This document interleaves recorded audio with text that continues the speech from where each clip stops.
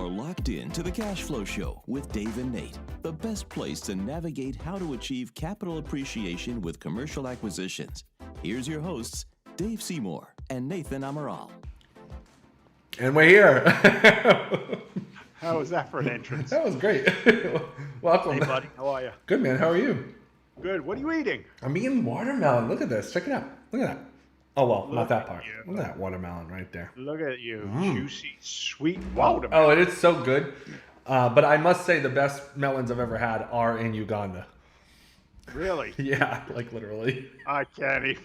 Don't go there. But yeah, the best can't. fruits I've ever had are You know me. Why on earth would you open up with a line like that? That's just unfair. I'm a little tired, so my filters might be a little bit down today. Oh no. My filters are down. I Let apologize. me get out the bleep button here or something, you know? Let me put that on. Yeah. Let me put that into effect. Put the round of applause button on there. Forget the bleep one. Every time I misbehave. But I got the round. Oh, okay. I could do that too. I also have a noisemaker, you know, like a. Do you? Yeah, like a. I could do that too. So. Something like that. Do you want to hear a funny one? Yeah. Bennett was sitting on the couch, my 8-year-old, right? Sitting on the couch at home the other day. I don't know what time it was. Maybe I just wanted to catch a little bit of the ongoing drama of 2020 getting out the vote, right? Yeah. And I want to watch a little bit of news. And he was watching a game show or something. So you got to picture it. I'm 6'2", 205-pound male Caucasian hunk, right? Yeah. And I'm a big dude. I'm a big guy, and you got to picture this little slim, trim 8-year-old tiny little thing, probably 60 pounds max. And he's sitting on the couch, and I come over towards him like I'm going to change the channel. He takes the clicker, he puts it behind him, and he says, "Don't even try it." Don't even try it. Don't even try it. You're going to hurt yourself. I bet you, but Robert is taller than you now, right? Yeah, Robert is taller than me, hairier than me. He's got the big, full-on beard. My old goodness. boy, yeah, he's 20, 25. Yeah, but I bet you all of your sons are going to be just as tall as you. I mean, Jeff, 10 years old now, is as tall as his mom. He's right there. What? Yeah, that's eyeball. Pretty close. Yeah, pretty close. She's shrinking. He's growing. They're going to meet somewhere in the middle very soon. Oh, for sure. Hey, guess what? What's up? Yesterday was my wedding anniversary. Oh, wow. Okay, how long? How long you been married for? 15 years. No way. You made it over the 10-year hump. Oh, yeah. Wow. Oh, you got to. Look, I've tried a couple of times. It took me 3 tries to get it right. Wait, was that your third one? No, that was your second, right? No, the first one we keep as a secret. I missed that one. No, maybe I forgot. Yeah. Really? You want to hear a funny story? Yeah, I got time. I called my father back in England. Right? You're going to hear it anyway. I would call my father back in England when Mary Beth and I had decided that we were going to get married. And as I said, it would be my 3rd marriage. Yeah. So I called my dad. I go, "Dad, I'm getting married. I'm getting married on the beach in the island of St. Thomas. I'm going to fly you and Annie, his wife, over." I said, will you come to the wedding? And he doesn't skip a beat. He says to me, "Who are you? Richard bloody Burton? Is that who you think you are? Richard Burton?" Now, Richard Burton was married 7 times. What? So that was it doesn't matter. You're too young to get the joke. He says to me, "Who do you think you are? Richard Burton?" Because I'm getting married again. I'm on my 3rd wife. Richard Burton got married like 7 or 8 times. I don't even know who Richard Burton is. I don't even know who Richard Burton is. No idea. Oh, stop it.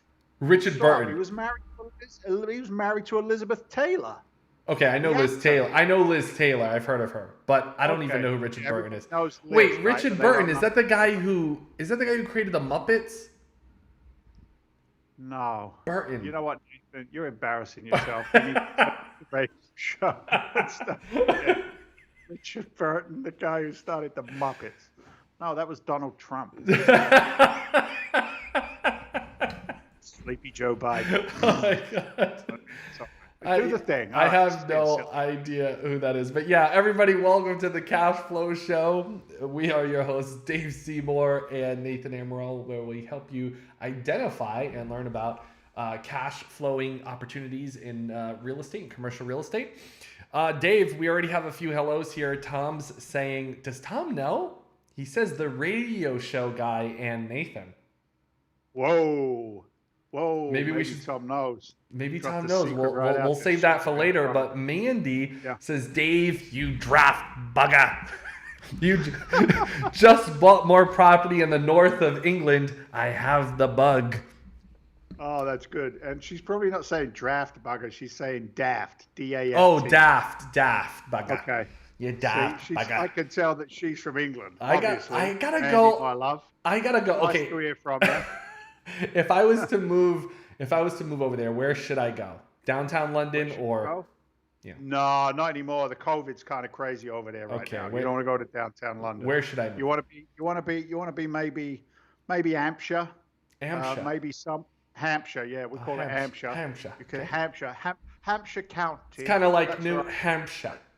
Like New Hampshire. It's New See, Hampshire. This is the New Hampshire. That Right. was the old Hampshire. Yeah. Hampshire's nice. Somewhere where there's some cows and sheep. Okay. Not too many people. On that side. Somewhere in the countryside. Countryside. Maybe down the Cotswolds. Cotswolds? What about Cotswolds. Charlotte? Is there a Charlotte nearby? Charlotte. No, stop it. Your English accent is terrible. Oh, so you've embarrassed yourself twice. I want to go. I want to go so I can let it seep into my pores and then spit it out. Just stay on this show with me, dude. I'll give you flavour.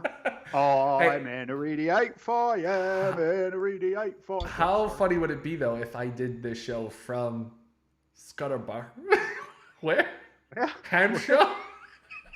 Scarborough. Scarborough. You're going to Scarborough. Yeah, that kind of stuff. Yeah. You could do some Morris dancing. You know what that is? I have Morris no dancing. idea. I have no It's idea. an English tradition in the fall, which we call the harvest. It's the harvest The festival. harvest. It's the They harvest. have these guys called Morris dancers, Okay, right? And yeah. They each carry like a stick in each hand, and they wear like these like knickerbocker type pants. Okay. And they tie. And I'm serious. You Google that. Google that stuff. I'm gonna have Morris to. dancers, and they tie like these ribbons, and they wear straw hats and waistcoats, and they prance around the village doing like these dances to tunes and clocking each other with. You know how to do this dance?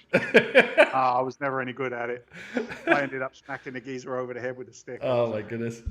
Yeah, Morris dancers. Anywhere there's a Morris dancer, that's where you want to live in England. Okay. Because it's nice and countryside. Morris dancing. Kinda, I'll have yeah. to look into that. Oh, goodness. All right. Well, that was interesting. Yes. And Mandy, I do not know Richard Burton. That's correct. I know the See. Muppet Burton, whoever what his first name is, but that's about it. No, it wasn't even a Burton. It's a It Muppet. was a Burton. No, it wasn't.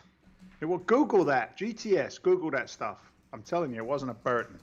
Anyway, for those of you listening in to this silliness this week. Oh, it's Jim Henson.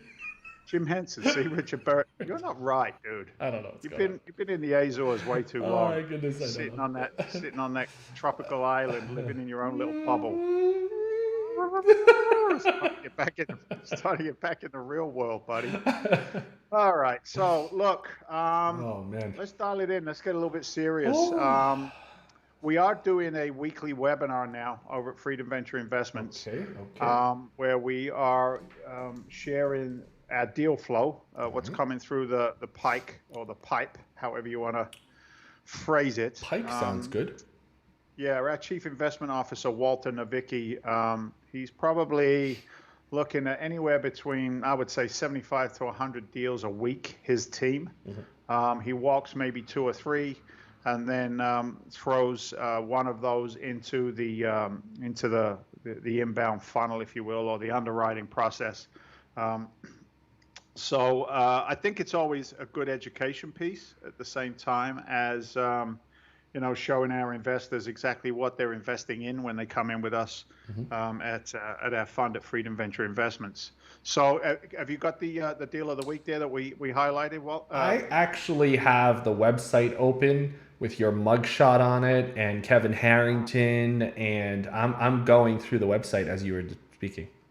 Really? Yeah. Really? 'Cause the deal of the week isn't on the website, but I'm glad That's you're there. true. Yeah. Excellent. That's excellent. Good job. Good But job, man. I Like do. all for three. I have the deal of the week, but it came through so blurry today, like really blurry. I don't know Really? why. Yeah, it's really blurry.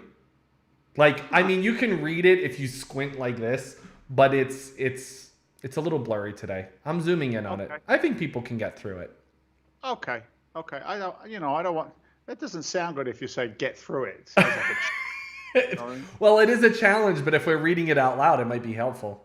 Look, here's the deal. Well, I'll give you the highlights on it. So this is what we call bread and butter real estate for us. We have a buy box. We have a methodology we use to underwrite these assets, walk these assets, turn them, make them more profitable. Walter went through this property, and he was actually calling me and texting me while he was on site, and he's like, "This is such a sweet little deal." It's nice. It's 24 units. It's a nice little complex. It allows us to turn these deals very quickly. Within 5 minutes of a major open air shopping center. I highlighted that in the deal of the week because, with COVID challenges going forward, the open air shopping facilities and retail facilities are a lot more attractive to people, obviously, than the closed-in facilities that pepper our country. So we like that. It's a 25-minute drive from this property to the downtown Tampa market. Okay. 12-unit buildings, 12-unit buildings, giving us that 24. I got some pictures, and I can't put the pictures of these properties on. We use the place card that you see there, whether it's blurry or not. There's pictures there, but I've seen the facility or the pool area of this particular complex, and it really is resort quality, Nate. Nice. It's, those beautiful like pools in Vegas and that kind of stuff. Yeah. It's that high end. Wow. Which is really exciting. And is it saying it's on 8 acres? Is that what I'm seeing here correctly? Correct. Yeah. Okay. Yeah, it's got a parcel. So there's a potential to build more when the time is right. Yeah. So we're excited at that opportunity as well. So it's a gated community, giving us that extra feel, obviously, of quality. Definitely. It represents some nice safety. It's new. It was built in 2017. The grounds are in great condition. So the purchase price on it is $2.64 million. The property is a textbook case of an investor biting off more than they can chew. Now, this was built by kind of like one of those done-for-you cookie cutter development companies. Yeah. Where they would build these and then market them to investors and say, all you need to do is put up the capital, buy it, and everything else is taken care of. Okay. Well, that's an amateur 101 right there. And the amateur investor or the amateur property owner begins to feel the pinch points and the pain of what commercial real estate investing is if they're not professional, if they're not systematized, optimized, don't have good property management, good verticals. Although the project is well constructed, fully tenanted, the current contract management company is not performing. So for us, a value add component is as much inadequate property management as it is anything else in an asset. Vacancies, low rents, etc. Bad management will absolutely crush the profitability of a deal, and that's what this particular seller's been dealing with. Because of that low performance of the property management, this investor, by the way, has never seen his own asset, never been there. Oh, geez. Yeah, he's a long-distance investor, never been there, doesn't have his finger on the pulse, just bought it because it looked like a good deal, and these guys sold it to him. So the rent collections indicate that the current rental rate is substantially below market.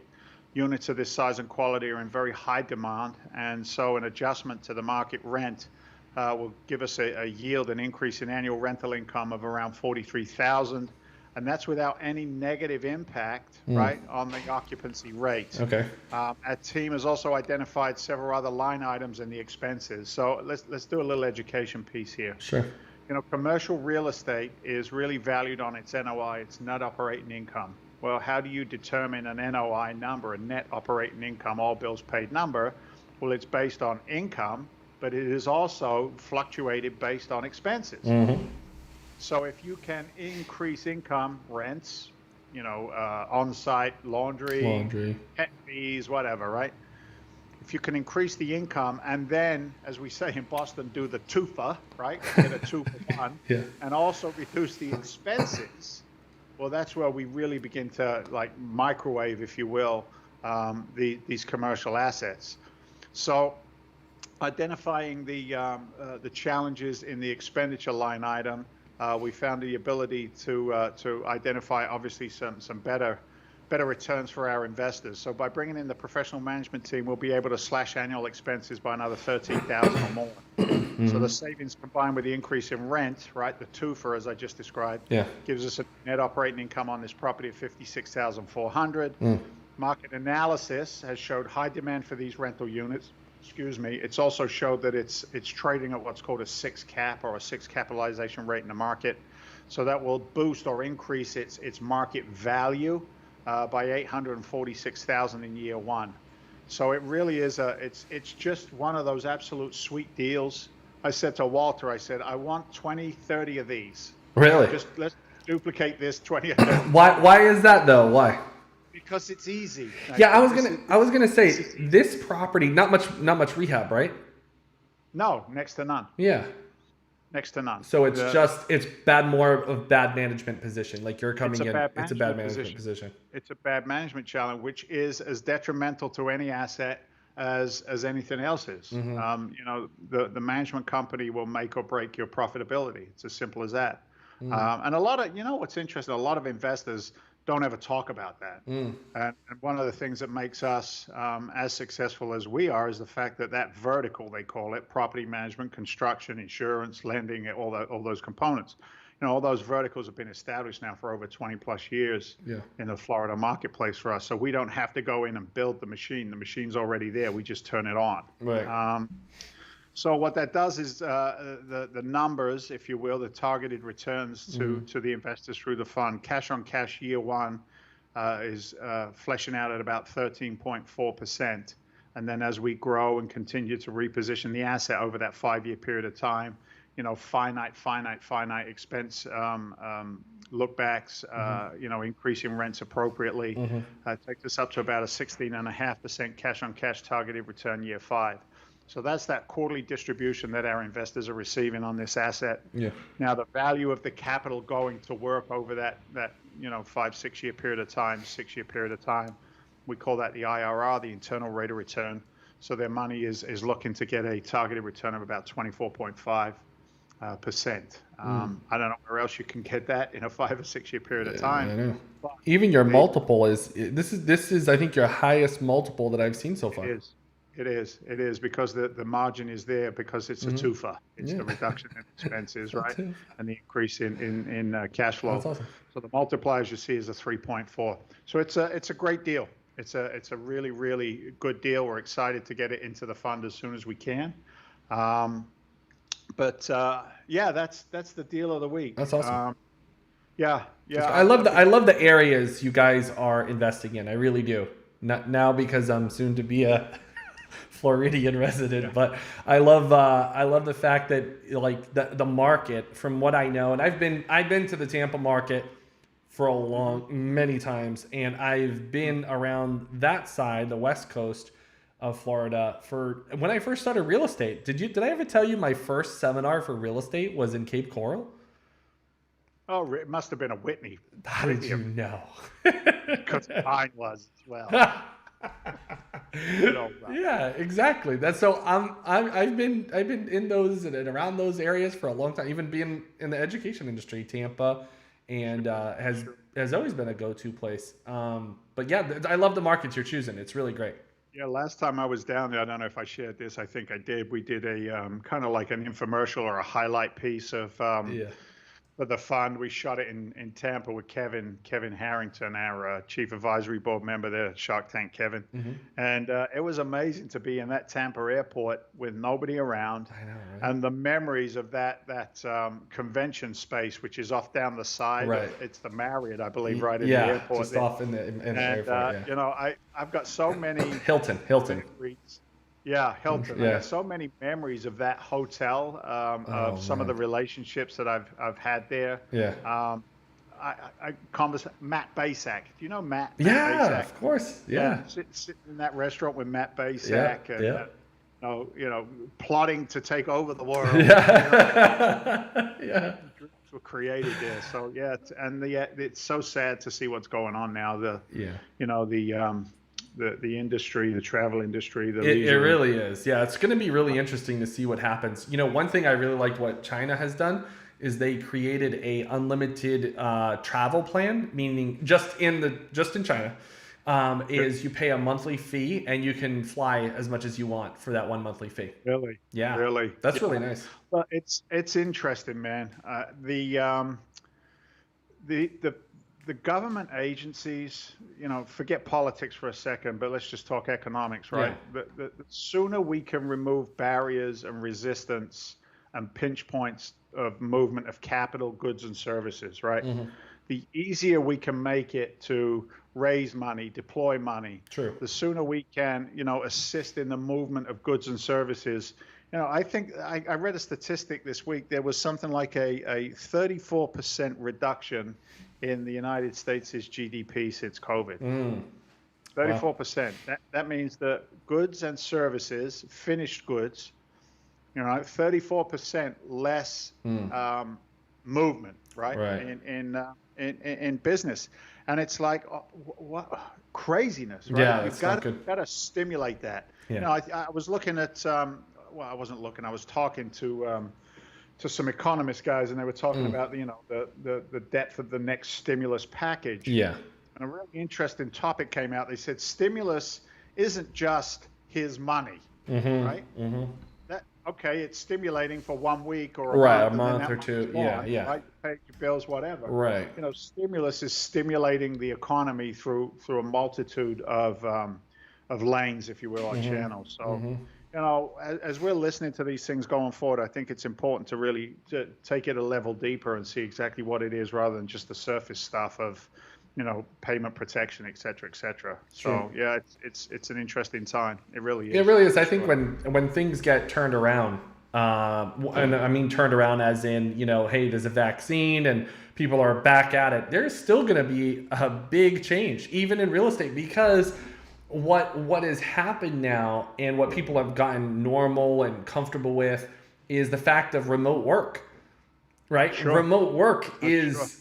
That's it. To get people back downtown Manhattan, downtown San Francisco, downtown LA, Chicago, wherever it is, I say good luck. There's going to be a change. There's going to be a change in the way things are done down there. I'm an early bird. I get up, I do my thing. I try and grab a little bit of stock market news. It's not my wheelhouse. It's not my core competencies. I've never claimed it to be. But you watch a little bit of Squawk Box in the morning from, I don't know, maybe 5 to 5:20 or whatever, just get the highlights. Yeah. But every morning they do that high shot camera angle over Times Square. Yeah. And, if you go back, 10 months ago, Times Square at 5 o'clock in the morning is forget packed. it. It's packed. It's so true. Now you can't see a vehicle. And Right. I'm looking at all the lights of Times Square, Nate, and I'm seeing all the big billboard ads, et cetera, and I'm thinking to myself, who the hell is paying that electric bill? That's right. Yeah. Because seriously, there's no transference of goods or services That's right. to create value to be able. So I've been saying some prayers. It's like I said last week and the week before.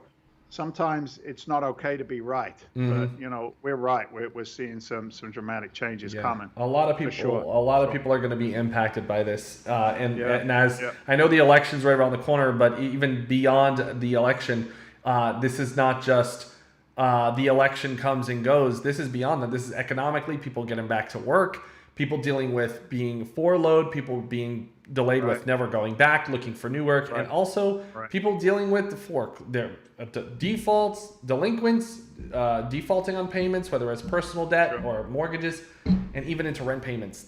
It's a big snowball that's coming up real soon. And I think before the end of the year. I got a notification. So RSS feeds are little links that you can set up so that the topics of information that are interesting to you can be dropped into your inbox in a notification. And I got one earlier on this week. I've got it up. I'm going to read a couple of points on it. Do you have it up there? No, I have some up here, but I have one for you. So whenever you come up on whatever, you're in the news, a press release, whatever, I get an email. Oh, Dave Seymour was here. It's like, oh, that's funny. That's right. I used to just write it on the wall. I guess now it's on the wall. Yeah. This came from masslive.com, came out on Tuesday, and it absolutely grabbed my attention. It's interesting to see So we're definitely a democratic state, but historically, and yet we have a Republican governor, which is kind of interesting, right? So, I'm really gonna simplify just to elevate the point a little bit. Sure. To stimulate an economy, you got big business or big government and a slimmer government, if you will. And whether you like it or not, Republicans are typically deregulators to allow things to move faster. They it's just their kind of like their business model. And I know this is very big picture. Don't be putting nasty comments in there because you don't want me to reply to them. So watch. Typically, historically, big government, small government. Big government has typically been on the Democratic side. Just is what it is. More restrictions, more Regulation, input, regulation, etc. So when you start looking at those things, one allows the economy to move faster than the other. And that's a concern for us educated investors, whether you like it or not. It's a concern because as things begin to change into Q1, 2, 3, 4, again, depending on who's in there, those things matter. But when it comes to, social programs over stimulation of economy, I picked up this on the wire the other day. It came in on Tuesday, and this is extending eviction moratorium would have deepened debt for tenants and landlords during the COVID-19 pandemic, Massachusetts Governor Charlie Baker says. So Governor Baker says, you know what? Instead of continuing, transference of capital with no goods and services, he's saying, I don't see that as a benefit. He says it deepens the debt for both tenants and landlords. So it's kind of interesting. He says, I'm not extending the moratorium on evictions, and I'm not extending the forbearance on loans, right? I'm not going to do it. Yeah. But if you read into this article, it's kind of interesting. 4 days before the eviction moratorium is set to expire, Governor Charlie Baker said extending the moratorium Oh my gosh. isn't the right way to address housing insecurity concerns during the coronavirus pandemic, is what he says, right? But what they did do, which is interesting, is they've made a proposal, and I'm not sure if it's through yet and all the boxes have been ticked, $112 million in new funding, not to just give to tenants or give to landlords. It's to add judges to take eviction cases, offer rental assistance for eligible tenants, and mediation between tenants and landlords in hopes of staving off eviction proceedings. Right? Staving off eviction proceedings. And what's interesting is when you click on one of these links, for example, it'll take you to another page. And I'm going to hit these things a little bit because they're a real taste of what's to come. Yeah. The Baker administration announced a $171 million funding commitment for the remainder of the fiscal year to support new and expanded housing stability programs. Okay? So they know, Nathan, that the housing market needs to be stabilized. Right. No matter what's going on in the silly world of, single family homes and on the market for 3 days, those that know, BDO. No, that's a different commercial. Sorry, I got carried away. Those that know that we need to stabilize the upcoming challenges. Yeah. And the way that they decided to do it is new funding includes $100 million to expand the RAFT program, right? Renters relief, impacted by COVID. So they're going to put some money in there. Okay. $48.7 million to home base rehousing programs. Listen, to house the anticipated homeless.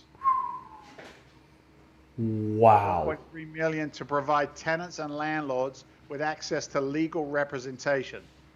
So in Massachusetts, it's not Texas, right? In Massachusetts, we litigate and jack it all through the court system. Whereas in Texas, being a different mindset, generally they don't do it that way. 6.5 million housing consumer education centers. Oh my We've got to goodness. educate everybody on their rights and what they can and can't do. Tenancy, 3.8 million for tenancy preservation programs. So, you can live in a world of a kind of like a knee-jerk reaction, if you will, right? Or you live in a world of preparation. So if you think about it for a second, right, to pull what we do, you and I as investors, into this equation, like we know the crap's coming down the pipe. Yeah. No matter all the other noise that's out there, we dial in on those data points, and those data points are telling us be prepared, right? Definition of luck is when preparedness meets an opportunity. Well, the opportunity is for the state of Massachusetts unprecedented homelessness. So they're preparing by putting these programs in place to assist with that homelessness. Yeah. And I think what you're going to see is this, especially in states comparable to Mass, is that you're going to see a heavy, heavy, heavy influence of government subsidized housing. Yeah. Vouchers, we're all familiar with the Section 8 voucher, which is to assist. But I think you're going to see some kind of rebirth or growth of a voucher system or a housing system to help people who, are going to get brutalized by the COVID Band-Aid when it's actually taken off. There's also a very, on one of these articles that you have here, it says from Matthews, a spokesperson for City Life, he says, so many people pack up and leave before going to court. So many people feel defeated from the very beginning of the eviction process and don't fight it. So can you imagine that's obviously going to happen. People don't want to go to court. They fear court, and maybe they don't want to deal with their landlord. So more people would just move out rather than fight it out, right? I know a couple, and they were in the restaurant and bar business. And as soon as COVID hit, within 30 days, they put their house on the market and moved in with their parents. Oh, wow. Because they were living that tight line, if you will, from the income. So, whether it's created through a lack of job, whether it's created through, health, right? Yeah. Some kind of dramatic health event, whether it, for whatever reason. And you got to think about this too. A lot of these people lose a job. Well, they also lose their health care. True. Right. True. In the middle of a pandemic. Right. So, true. It's a mess. Pretty messed up, it's a mess. It's a pretty messed up situation that we're going into. So, look, man, the only thing that we can do is control what we can control, right? Which is that preparedness component. And those deals of the week that I share on this call and on our webinar and in any other arena that makes sense to, those are designed to absorb and take care of people who are going to need housing. And whether we're building our alliances with some kind of subsidized housing, or whether it's coming through, just the different ways that we can assist, then we look at all of those. A friend of mine, and yours, Sean Carpenter. Oh, yeah, Sean. Sean, yeah. I remember Sean said to me one time, he said, you know what, David, it's okay to make great money and do good works. Yeah. Yeah. And I never forgot it when he said that to me that time. And he's in the, the tax credit business. So anyway, brother, very, very interesting time right now. Definitely. Oh my goodness. And I just think, again, this goes back to, I find it interesting how the state gives more money to courts rather than supplying the people with the funding to pay their rent or whatever it is. Maybe there's just a different, but instead of giving the money to the more judges, right, and programs, it's why not just put the capital in people's hands? I don't know. Maybe they feel like they're going to go blow it all on lottery tickets or something. I don't know. Dude. I don't know. Watch, right? Transfer of capital for goods and services. Yeah. So they pay the judge to do the judge work. Yeah. Rather than just put the money in the person's hand. I don't know. Way above my pay grade. Yeah. Give me a 40 to 140 unit apartment complex. Yeah. And I'm swimming in it. But some of these things. But again, it's just it's the big picture ideas. True. And look, man, with that comes a lot of fraud as well. If there isn't good infrastructure in place with these kinds of government programs, I mean, we have one guy here in Massachusetts. He got something like $5 million in the payment protection program. They caught this idiot. He goes out and buys himself a new what's the Ford town The fancy Ford car there, like the big SUV. What the hell's it called? F-150? Oh, that's a truck, you Wally. See, you've embarrassed yourself 4 times now. Oh, wait, Explorer? Tommy would know. Matt. What? Matt, do you know what it is? What? No, Highlander? That's a Toyota Highlander. It's not the Lincoln. Is it the Lincoln version? Lincoln.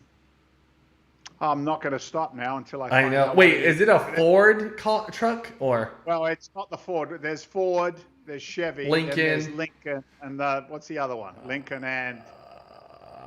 Oh my God! Whatever. I have no idea.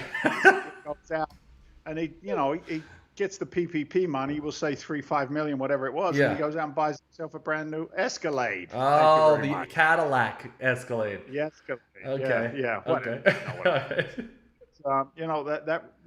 There's a lot of inability to govern this money as well. So that's always interesting. Oh, that's you know what I'm saying? Well, I was just telling some friends of mine before the show that yes, every government is stimulating their economy right now, right? Almost every government is just pumping money to their citizens.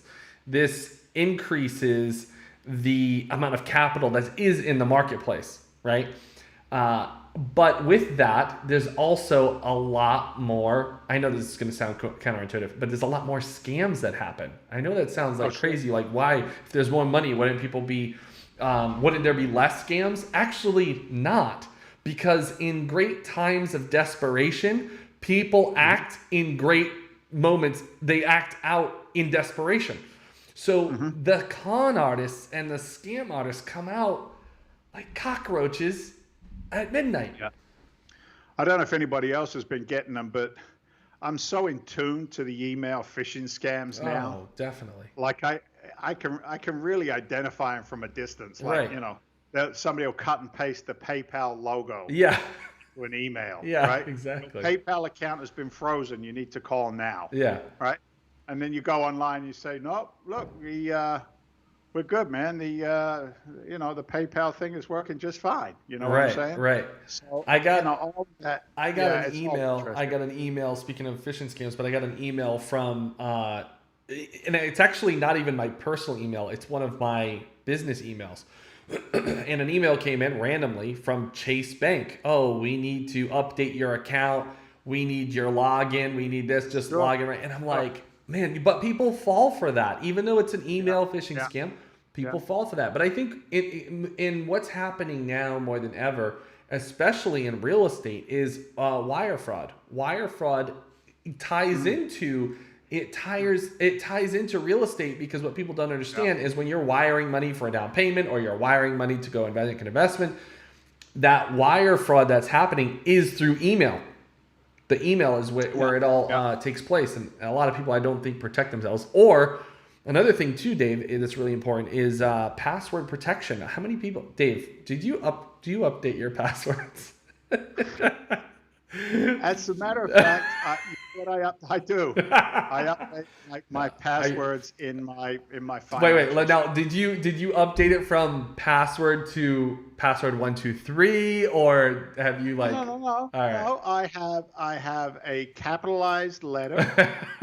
I have lowercase, uppercase. I have symbols. Some kind of didgeridoo in there. You know what I mean? Some kind of star or a hash or something. Yeah. So I've got a lot better. Actually, somebody got into the back end of my email and started messing around in there. But thank God I got, operations team. Yeah. My partner, Eric Wilson's 25 years old. You know what I mean? He lives and breathes the internet. Yeah. He went in there, did some ninja stuff. No, that's good. And I actually waited outside the guy's house in the bushes. I found out who it was.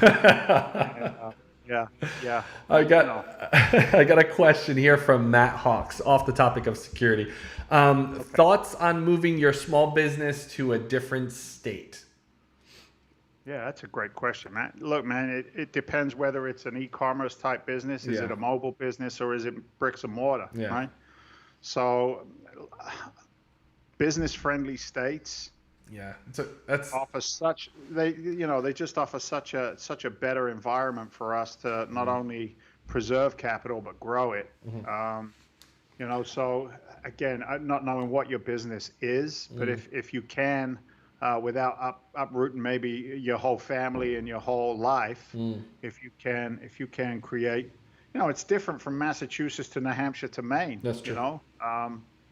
But if you can find a business friendly, I had a call with a fund manager earlier on this week, and we're talking blah blah blah blah blah, and he's like, so where do you like to invest? To your point, Matt, of business friendly. I said, anywhere and everywhere where they're okay with me being a landlord and me being working in a capitalistic society.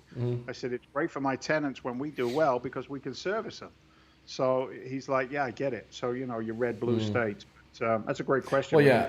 Matt clarifies and says that it's mobile car detailing moving to Vegas from upstate New York. Well, hell yeah, you should move. Get your car and start driving and do some detailing along the way, Matt. Yeah, I mean, just road money. Upstate New York is just cold. It's too cold. Yeah. It's also run by Governor Cuomo. Yeah. He's now an author, apparently. So they're all coming out with books. Yeah. Right. Oh goodness, those are that's a good question, but it also depends on what you're doing and what your lifestyle is. With mobile detailing, you could be anywhere. So Yep. No, for sure. So yeah. What else? Good stuff. What else you got? That's it. We don't have any other questions. I thought there was Mark. Mark says, "Hey Dave, nice to see you. You're looking well. You're looking well." I don't know if you can read my T-shirt. Can you read my T-shirt, Nate? Wait, can you see it on there? I can read it, but we can't see it on the camera. It says, "Happily miserable." That's what it says on my. It's a Julian Edelman T-shirt. He's the last of the real New England Patriots. He didn't go somewhere else. But Jules Edelman's T-shirt. Mary Beth bought me that for my 15-year wedding anniversary. I think she's trying to tell me something. I'm not sure what it is. She's trying to tell you something. I'm trying to tell you I don't even know who that is. Julian Edelman? I really don't know who that is. Julian Edelman is? No, who is that? Oh my God. Julie Edelman? Stop it. No, seriously. Stop it. He's a receiver for the New England Patriots. Oh, it's sports. Oh gosh, like I'm gonna know that. Like I'm gonna know sports. Yeah, but you know the famous Portuguese guy who got the COVID, right? You know him. Huh? Cool. I know your father knows. Listen. The only thing I want to know about sports is ice hockey. Answer the question. You're under oath right now. Who's the famous Portuguese guy in sports? Ronaldo. Ronaldo. Yeah. See, that just rolls off your tongue, doesn't it? Ronaldo. We love Ronaldo. Oh man, it doesn't have any symptoms though. Oh man, that's true. Hey Dave, a few more questions rolling in. One more question from Matt. Does Dave still live in the same house he did in the Flipping Boston show? This comes up like on every episode. I do. Mary Beth won't let me sell it. It's the biggest fight we've had in that 15-year marriage. In the 15-year marriage. Yeah. I'm like, baby, we're going. She's like, where are we going? I said, we're out of here. Money on the table. Gotta go. I'm an investor. It's just sticks and bricks. You're not selling my house. Oh, goodness. Actually, Anthony is saying Tony wants to golf this Thursday. There you go. Tony Harley? Yeah, okay, T. I believe. Ask him if he drove through Danvers the other day on his motorcycle with his big gray beard blowing in the breeze. Anthony, answer that one while we get over to Tom. Tom is saying, Nathan, you're batting 1,000 today. Yeah. Thanks, T. Another thing is, I don't know what batting 1,000 means. Oh, for God's sake. We gotta end this. I really don't. I'm so embarrassed. I'm gonna have to give you the sports almanac, and you got to start studying. I don't know sports. Listen to me. Stop talking. You cannot hang out with the cool kids if you don't understand any of these things. I don't understand. Right? You give me ice hockey, I'm all over it. You give me any other sport, I don't have a clue. Ice hockey. Yeah. Ice hockey. What, like dancing? No, hockey, ice hockey. Oh, hockey. Hockey. First time I ever went to Canada, I'm watching the news, right? In Canada, I was on holiday or whatever. Yeah. And every one of the news readers had a broken nose. And I'm like, why do all the people have broken noses? Because they all play hockey. That's fine. Oh, for sure. Goodness. And, all right, look. I was just going to say, Anthony Harling said yes, that was him. It was him. I nearly ran him off the road. He looked like a Geico commercial. That's what he looked. He's got this great big long beard, and it just whooshes around the back of his head. It's like he's actually chewing on a cat while he's driving his motorcycle. That's right. It looks like. It does. Looks like he's chewing on a cat and riding a bike. Oh, goodness. All right. Well, good stuff, Dave. Thanks so much for sharing all those deal of the week and everything else we had going on today. Good stuff. Good. Everybody, thanks so much for joining in. We'll see you next time next week. Take care. Here's your hosts, Dave Seymour.